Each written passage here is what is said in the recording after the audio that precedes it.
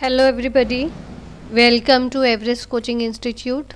Today we will discuss class 12th economics. ये जो हमारी सीरीज़ चल रही है चैप्टर की फॉरेन एक्सचेंज रेट, उसी को हम आगे कंटिन्यू करेंगे। देखते हैं क्या करेंगे। हमने फॉरेन एक्सचेंज के बारे में, फॉरेन एक्सचेंज रेट के बारे में डिटेल में डिस्कस किया है। फॉरेन एक्सचेंज क्या होती है उसके बारे में डिस्कस किया है। अब हम करेंगे फॉरेन एक्सचेंज मार्केट क्या होती है।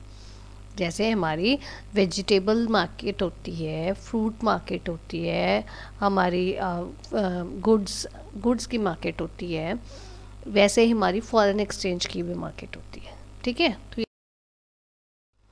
पहली बात, आपको अगर एमसीक्यू में ये 1 मार्क क्वेश्चन में आ गया कि फॉरेन एक्सचेंज रेट का एक और नाम बताओ, या कई बार आपको क्वेश्चन में फॉरेन एक्सचेंज मार्केट की जगह फॉरेक्स मार्केट लिख दिया, तो आपने कंफ्यूज नहीं होना, because foreign exchange rate, foreign exchange market and forex market is one and the same thing.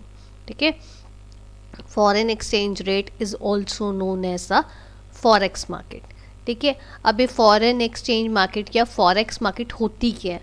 Basically ये वो मार्केट होती है जहाँ पे national currencies of different countries in the world, it is a market for national currencies of different countries in the world. Forex market एक ऐसी जगह है, एक ऐसी मार्केट प्लेस है जहाँ पे नेशनल करेंसीज आपको सारी कंट्रीज़ की वर्ल्ड की दिखेंगी, मिलेंगी। वो it is a centre of trade for different currencies.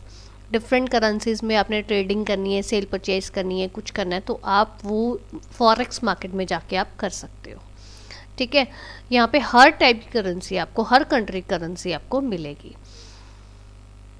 Foreign exchange market या फॉरेक्स मार्केट में buyers and sellers in this market can buy और सेल फॉरेन एक्सचेंज। यहाँ पे कोई और चीज़ नहीं मिलती, सिर्फ फॉरेन एक्सचेंज या फॉरेन करेंसीज डिफरेंट कंट्रीज की सिर्फ वही मिलती हैं। ठीक है, so here buyers and sellers in this market can buy और सेल फॉरेन एक्सचेंज।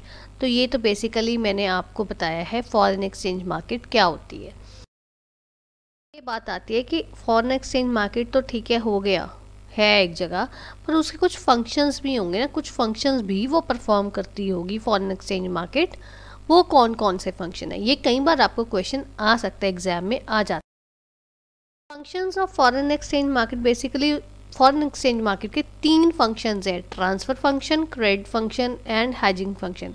बहुत ज़्यादा डिटेल में +2 क्लास लेवल में आपको नहीं ज़रूरत है करने की, but you should have the overview of all the 3 functions. आपको पता होना चाहिए कि ये 3 फंक्शंस है क्या, ये ट्रांसफर फंक्शन क्या होता है, क्रेडिट फंक्शन क्या होता है और हेजिंग फंक्शन क्या होता है। तो चलो वो डिस्कस करते हैं।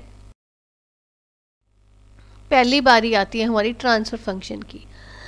ट्रांसफ़र फंक्शन, जैसे आपको नाम से ही पता चलता है, ये बेसिकली ट्रांसफ़र करती है। क्या करता है?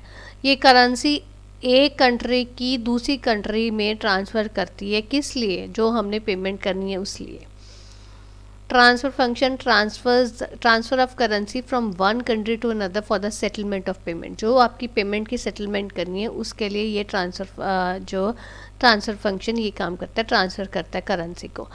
ये बेशक आपकी सेटलमेंट ऑफ पेमेंट्स हो या ग्रांट्स एंड डोनेशंस के लिए हो, किसी चीज़ के लिए भी हो जो आपने पहले पढ़े हैं, किसी चीज़ के लिए भी आपने मनी ट्रांसफ़र करनी है, तो उसके लिए आपके जो है ट्रांसफ़र फंक्शन, ये आपका फॉरेक्स मार्केट का यहाँ पे काम करता है। ठीक है, foreign exchange market transfers the purchasing power of foreign exchange from one country to another. अब मान लो आपने इंडिया से आपने भेजने हैं पैसे, कहाँ पे? दुबई में। दुबई में क्या है? दिनार चल रहा है, और इंडिया की करेंसी क्या है? रुपीज़ है। तो जब आप वहाँ पे ट्रांसफ़र करोगे तो आपने उनको उनकी करेंसी में देना है। तो it means foreign exchange market ये परफॉर्म करता है फंक्शन, आपके रुपीज़ की परचेजिंग पावर को चेंज कर देता है उनके दिनार की उसमें परचेजिंग पावर में, so that they can easily use that money. ठीक है, सो ये ट्रांसफ़र फंक्शन है जो हमारा फॉरेक्स मार्केट परफॉर्म करती है। Next comes credit function. Credit function क्या है? Foreign exchange market makes a provision of credit for the export and import of goods and services. देखो, जो ट्रेडिंग होती है इंटरनेशनल लेवल पे, जो ट्रेडिंग होती है, import and export of goods and services होती है, उसके लिए आपको वो इतनी ज़्यादा लार्ज स्केल पे होती है, समटाइम्स यू नीड लोन, या आपको ट्रेड की ज़रूरत पड़ती है। जब आपको ट्रेड की ज़रूरत पड़ती है तो ये फॉरेक्स मार्केट वो प्रोविज़न भी आपको प्रोवाइड करती है क्रेडिट की, so that for the easy export and import of goods and services. ठीक है। And last function of forex market is the hedging function. Hedging function क्या कहता है बेटा? It protects against the risk against the variations in the foreign exchange rate. अब foreign exchange rate क्योंकि ये internationally demand and supply of foreign currencies के ऊपर depend करता है, तो ये फ्लक्चुएट होती रहती है। जैसे हमने पहले पढ़ा था फ्लेक्सिबल एक्सचेंज रेट में, जब ये फ्लक्चुएट होती रहती है तो एक्सचेंज रेट एक टाइम एक्सचेंज रेट क्या करती है, एक रेट पे उसको लॉक कर देती है, ताकि जो और उस रेट पे वो लॉक करेगी आपकी फ्यूचर सप्लाईज के लिए। ठीक है।